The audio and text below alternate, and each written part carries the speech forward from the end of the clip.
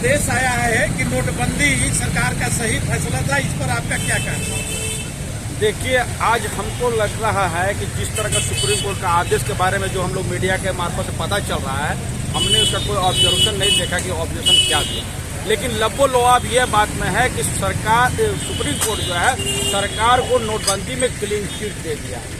सवाल ये होता कि सरकार जिस बात को लेकर नोटबंदी किए थे, जिन्होंने कहा था कि इस पे आतंकवादियों को लगाम लगेगा, इसमें जो है 2 नंबर के काम करने वाले को धराशायी किया जाएगा और ये बताया जाएगा कि कश्मीर में पत्थरों में कमी आ गई, जो लोग हमारे सुरक्षा बलों पर लगा रहे हैं, इस तरह के कई कयास लगाए गए थे। आपको एक जानकारी हम देना चाहते हैं कि आरबीआई ने खुद माना कि नोटबंदी से सरकार को हजारों करोड़ रुपया का नुकसान हुआ है। तो सवाल ही है कि किस बिना पे ऐसे फैसले आए।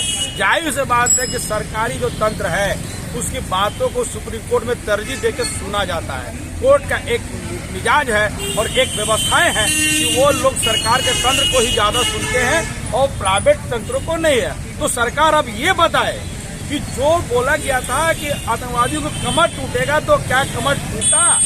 आज के समय में आज जब आप इंटरव्यू ले रहे हैं, दुखद है कि कल 1 जनवरी के दिन में टारगेट किलिंग कश्मीर में हुई है। लगातार कश्मीर में टारगेट किलिंग भी चल रही है, कई जगह नक्सली हमले हुए हैं और यहाँ तक के प्रधानमंत्री को खुद पंजाब से वापस होना पड़ा। आप बताइएगा कि इसके लिए कौन जिम्मेवार है? अगर नोटबंदी सारा चीज का गेम चेंजर था तो आज उसका क्या लाभ सरकार को अपने पक्ष के रूप में बताना चाहिए कि इससे क्या फायदा हुआ। अब रही बात कि सुप्रीम कोर्ट ने जो आदेश दिया, क्योंकि सुप्रीम कोर्ट हम लोग को माननीय होते हैं, उनका ऑब्जेक्शन आया नहीं। लेकिन जो लबो-लबाब है हम लोग उससे हतप्रभ है कि ये कैसा है। तो हमको ये समझने की जरूरत है कि जिस तरह सरकार को हर बातों पे सुप्रीम कोर्ट जो क्लीन चिट दे रहा है, कई लोग इस पे शंका व्यक्त कर रहे हैं, तो इसकी समीक्षा करने की जरूरत क्यों ना हो। ये एक बात है तार्किक। मैं कोर्ट पर यह सवाल नहीं खड़ा कर रहा हूँ, लेकिन कुछ चीजें हैं जो सवाल के घेरे में आ रहा है।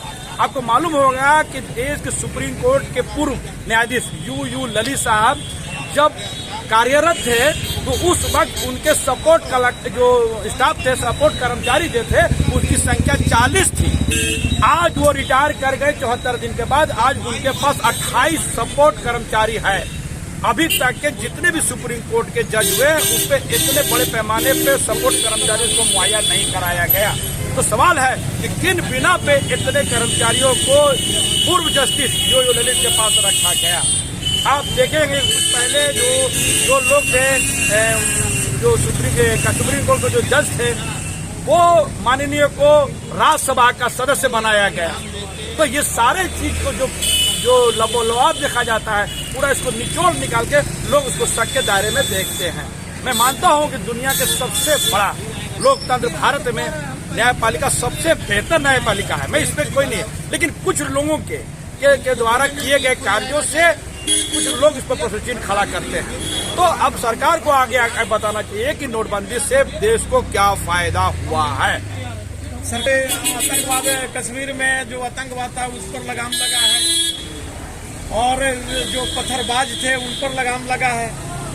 अब आप क्या चाहते हैं? देखिए, आपको ये बात समझने की जरूरत है कि आज मैं बोले ना कि ट्रेन के कल 1 जनवरी के शाम को 2 जगह पर हमले हुए हैं, जिसमें एक हमारे के देश के सबसे अनुशासित सेना है, उसके पास एक तो ग्रेनेड से हमला हुआ है और टारगेट किलिंग हुई है और हमारे 4 भाई वहां पर शहीद हुए।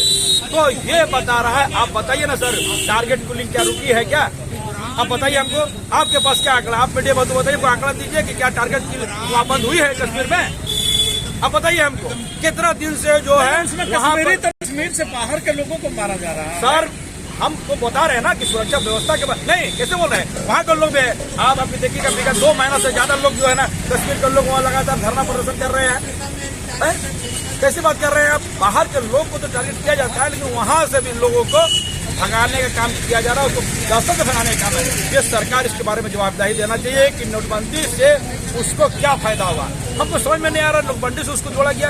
आतंकवादी देश का बहुत बड़ा समस्या है जिसे सरकार लगातार जूझ रही है, नोटबंदी से उसको जोड़ दिए आप, तो सरकार को जवाब देना चाहिए इस मामले में। अच्छा आजाद जी, एक दूसरा चीज ये बताइए कि 370 धारा जो सरकार ढिढोरा पीटती है, क्या वास्तविक में 370 धारा कश्मीर से हटा दिया गया है? देखिए, मैं समझता हूँ कि धारा 370 हटाया गया नहीं हटाया गया, उस पर बहुत डिबेट हो चुका है। लेकिन आज सरकार को आगे आने के वक्त में बताना चाहिए कि धारा 370 से देश को क्या फायदा है। अगर फायदा हुआ है तो सरकार को आगे आना चाहिए, और अगर नहीं है तो उसका कोई बात ही नहीं है। इसने तो विरोध तो किया नहीं। लेकिन एक बात चीज है कि आज जिस जगह पर जो भी कार्यक्रम, जो भी कानून आप ला रहे हैं, तो उस कानून को थोपने का काम सरकार कर रही है, वो विश्वास में नहीं ले रही है। अगर कहीं भी कानून बनता है तो उस सरकार को विश्वास में लेना चाहिए, क्योंकि जनता के प्रति सरकार जवाबदेह होती है। तो सरकार को ऐसे लोगों को विश्वास में लेकर कोई भी कानून को लाना चाहिए, ये मेरा विचार है। अच्छा आजादी, दूसरा सवाल ये है कि अभी दिल्ली में जो सरकार हमेशा बोलती रही है कि महिलाओं को दिल्ली में बहुत ही सुरक्षा दी जा रही है, पूरा देश में सुरक्षा दी जा रही है, लेकिन कल 1 तारीख को नए साल में एक 20 वर्षीय महिला के साथ में 4 से 5 किलोमीटर तक घसीट कर ले जाया गया। हमारी पुलिस कहाँ सोई थी? देखिए, हमारी सरकार कहाँ सोई है? आप सवाल खड़ा कर रहे हैं दिल्ली पुलिस के बारे में, तो आपको मालूम होना चाहिए कि दिल्ली पुलिस अभी केंद्र सरकार के अधीन है। तो इस मामले में हमारे गृह मंत्री जी को जवाब देना चाहिए कि जो सबसे ज्यादा, वो कहते हैं कि दिल्ली पुलिस सबसे ज्यादा हाईटेक पुलिस है। मुंबई पुलिस के बारे में और दिल्ली पुलिस के बारे में पूरा मिसाल दी जाती है। तो आपको दिल्ली पुलिस जो है ना, वो तो केंद्र सरकार का अधीनस्थ है। मुंबई पुलिस जो है वो राज्य सरकार के अधीन है, और जो दिल्ली के जो पुलिस है वो सेंट्रल गवर्नमेंट के अधीन है। तो सरकार को बताना चाहिए कि ये जो घटने आम आदमी, हमारी बहनें, हमारी माताएं दिल्ली में सुरक्षित क्यों नहीं है, और उल्टा ये सब लोग सवाल खड़ा करते हैं। तो सवाल, और दूसरी बात है कि जो मीडिया में ट्रायल चलता है, तो ये बात कैसे आ जाता है एक एक इनपुट के बारे में। अब देखिए, जितने भी अभी केसेस हुए हैं महिलाओं के बारे में, अत्याचार के बारे में, तो इसके बारे में जो मीडिया का ट्रायल होता है वो सारा चीज फ्लैश हो रहा है। तो पुलिस के काम तो प्रभावित हो रही है ना, इसका जवाब गृहमंत्री को लेना चाहिए, जवाब देना चाहिए कि कैसे जब पुलिस किसी चीज का अनुसंधान कर रही है तो वो सब बात मीडिया को कैसे मालूम हो रहा है, और मीडिया उसमें ट्रायल चला रही है। ये दुखद है कि किसी को अपनी बात करने का अधिकार सबको है, तो जिस तरह मीडिया ट्रायल चलाती है, आप लोगों से निवेदन है कि आप लोग तथ्यों को सही में रख कर उसके बारे में बताइए। और निश्चित है कि कल भी जो घटना घटी या पहले भी जो घटना है, ये पूरे देश में जो महिलाओं के बारे में जो अत्याचार की जो घटनाएं पड़ी है, तो वो बहुत दुखद है। क्यों नहीं हो? जब सरकार जो लोग रेप पीड़ित होते हैं, रेप करने वाले जो अभियुक्त होते हैं, उसको जब माला पहनाने का काम करेगी सरकार, तो ऐसे लोगों के हौसला बुलंद होगा। आप इसमें भी पार्टी पॉलिटिक्स का मामला है। देखिए, हमारी बहनें, हमारे माए का जो भी आबरू है, जो लुटने का कुछ करता है, उस पर कठोर सजा होना चाहिए। और कुछ लोग इसको महिमा मंडित करते हैं और उसको माला पहनाते हैं, तो इसको बढ़ावा देने वाला बात है। आप हमको बताइए, जब पीके सेंगर साहब को कौन बचाने आए थे? विधायक पीके सेंगर साहब जो थे, वो बताइए हमको, वो सेंगर जो थे, वो विधायक जी को किसने बचाने का काम किया? और कितना दिन वो सामने रहे, पुलिस को अरेस्ट नहीं की। चिन्मयानंद के मामले पे क्या हुआ? पूर्व केंद्रीय के मामले को लाने वाला। तो आप देखिए कि कहीं न कहीं सरकार की कुछ गलतियां की वजह से हमको लगता है कि इसमें कुछ भजपड़ावा हुआ है, और सरकार को इस पे सोचने की जरूरत है, इस पे रोक लगाने की जरूरत है। तो जो एक सवाल और है आजाद जी, क्या हमारे देश की विधि व्यवस्था इतना चौपट हो चुका है? गृह मंत्रालय क्या कर रहा है कि एक सांसद प्रज्ञा ठाकुर दिन दहाड़े बोलती है कि आज हम सबको चाकू छुरी लेकर के रखना चाहिए अपने अपने घरों में। क्या मतलब कि हमको प्रशासनिक या पुलिस व्यवस्थाएं पर अब विश्वास उठ चुका है? देखिए, मैं समझता हूं कि 2-4 मामले को लेकर पूरे देश की पुलिस को कटघरे में खड़ा करना उचित नहीं है। कई मामले पे पुलिस को मतलब बहुत तत्परता से कहीं पर अपने दिलेरी से उसको पकड़ने का काम किया और जल्दी उस भेदन करने का काम किया, उसके लिए पुलिस को भी धन्यवाद देने की जरूरत है। लेकिन जो पुलिस पर जो दबाव होता है, राजनीतिक दबाव, मैं उस दबाव के बारे में बात कर रहा हूँ। आपको मालूम होना चाहिए कि किसान का जो आंदोलन चल रहा था, किसान आंदोलन में, तो जब किसान के नाम पर कुछ लोग जब घुस गए थे दिल्ली में, तो 4 घंटा तक देखिएगा दिल्ली हाईजैक थी। आप बता सकते हैं विश्व में किसी भी देश की राजधानी 4 घंटा तक हाईजैक हुआ था क्या?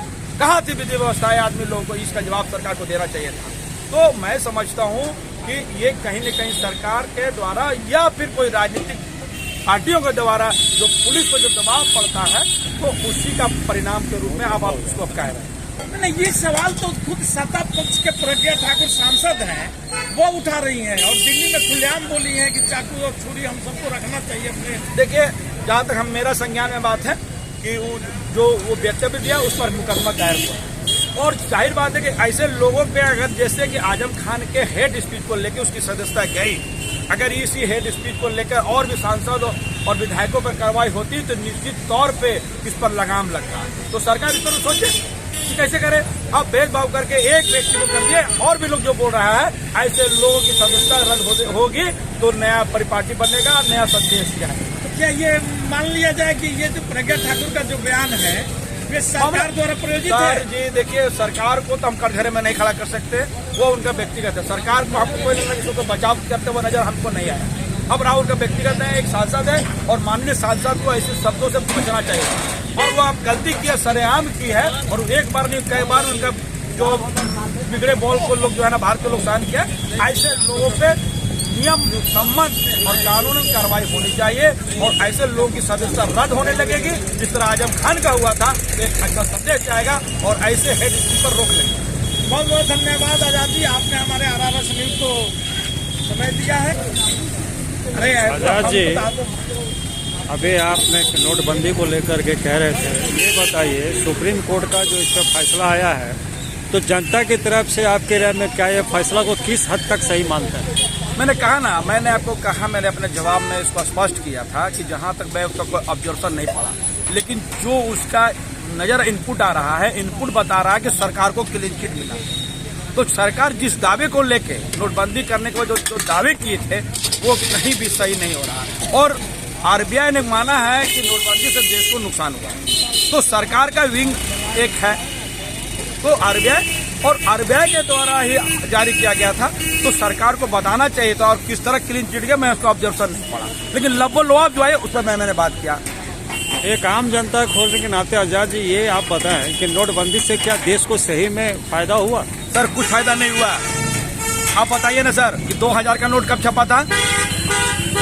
नोटबंदी के बाद छपा है। नए 500 का नोट, जितने भी स्कैम नजर आ रहे हैं, जब बंगाल में जो करोड़ रुपए पकड़ाया, जितना लोग नोट मशीन गिना जा रहा, वो सब पुराना नोट नहीं है सर, सब 2500 के नोट पकड़ाए हैं। तो जो भी हुआ नोटबंदी के बाद ना काला धन जमा हुआ है, इसकी रिजल्ट किसको होगी?